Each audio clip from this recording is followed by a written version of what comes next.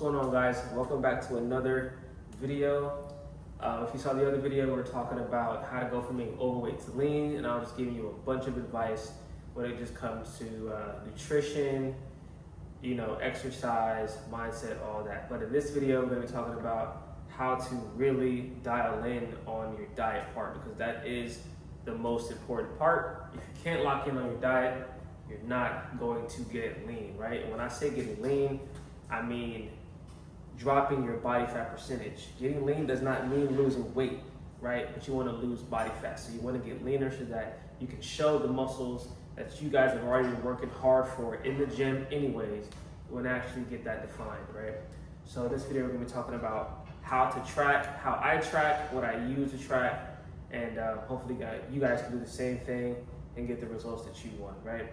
First and foremost, like I said, getting lean is dropping your body fat percentage. Ideally, you want to be between 12 to 15% if you want to have a lean aesthetic physique, but still hold some size, not be skinny, and be able to sustain it, right? If you're less than 12%, if you're around 10% and lower, that's like bodybuilder body fat range, right? And that's just uncomfortable, and it's extremely hard to maintain. So that sweet spot, like I said before, is, I would say, 12 to 15%. Right now, I think I'm sitting at around 13.5%. So, and just to show you guys how I used to look, right? I used to be about 27% body fat. I'll throw up a picture of me when I was 27% body fat, and now you see me now. I'm around, like I said, 13.5% body fat, and it's comfortable. I'm able to maintain it, and I'm not starving myself every single day. I'm able to go out, have a cheat meal, or a fun meal. I don't want to say cheat meals, but a fun meal every once in a while, and still be able to maintain the physique, right? So when it comes to getting to that body fat percentage, the number one thing that you have to keep in mind is that you cannot get there if you don't track your calories, right? You have to track your calories, right? So like I said in the other video, know your maintenance calories.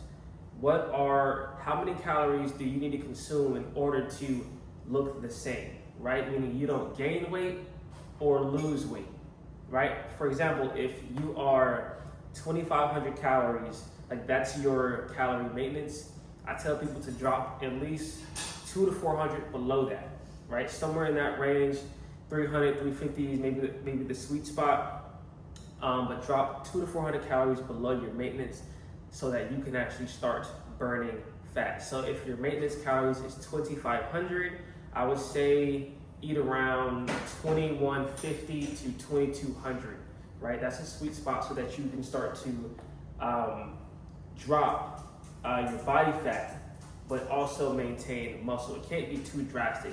And while you're actually dropping your calories, you have to make sure you up your protein. It has to be balanced. You cannot just drop calories. You gotta up your protein.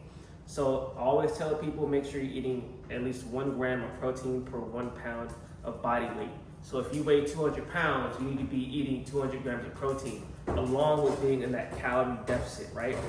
So if you're eating 2,500 calories to maintain, drop down to 300. Let's say you're eating 2,200, eat 2,200 calories, but also eat 200 grams of protein if you weigh 200 pounds, right? You do that together, you will lose body fat and you will be able to hold on to muscle. That's why you need protein. If you don't eat protein, your body is going to use its muscle, right? It doesn't want to burn its fat. It wants to burn its fat last. That's why you have fat storage. It wants to go through the muscle first and the glycogen and all that, and then get to the fat. So the point is to be able to slowly get into the fat burning stage. And you don't want to drop too fast because you want to be able to sustain and maintain that pace. I'm going to show you guys exactly what I use to weigh my food, by the way. If you don't weigh your food, that's another thing. You have to be able to know what you're eating and how much you're eating, right? For example, if you're eating chicken breast, you should measure it by grams. If you're drinking a liquid, ounces, right? But being able to understand that, okay, if I eat 100 grams of chicken breast, I'm consuming this many calories, will help you. You want to know exactly how much you're eating, so the best way to find that out is to weigh your food. This is my food scale. This is what we use to weigh our food. But when I say we, I mean my girlfriend and I. You want to come say hi to the camera? She's fit too, by the way. What the hell? And I was trying to use this for the video, and she came and took it from me to weigh her food. As you can see, look, she lean. You know what I'm saying? She tight. Kind of. So Getting there. you know. Trying to like this guy. So this is how we do it though. We weigh our food with a food scale like this. Mine is from Etexity. And what I like about this scale is that you can change the unit. So when you hit the button, you can see the milliliters, you can see, let's see, the ounces, the grams, all that stuff, right? I'm not sure what you guys can see, but I'm hitting the button now. So that's why I like to use a food scale, because weighing your food helps you to truly understand how much you're eating, right?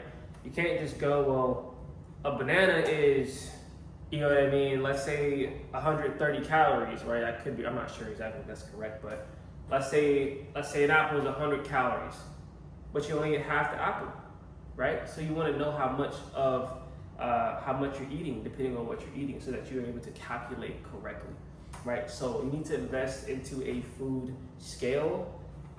This is like a digital one. They're not all this, you know, advanced where they show you all of the units of measurement, but like this one does. So I'll probably link this one down in the description for you guys if you want to get this exact food scale. It's really that simple, guys. Make sure, like I said, you are tracking your calories.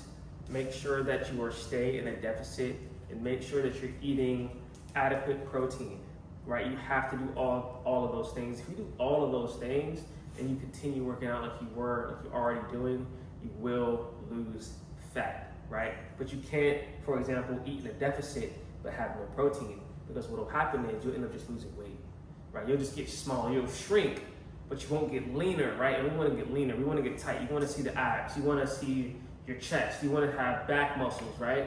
You want to be able to go to the pool, take your shirt off, and be confident in who you are, right? If you want to do that, then you have to burn fat, and you got to do it correctly.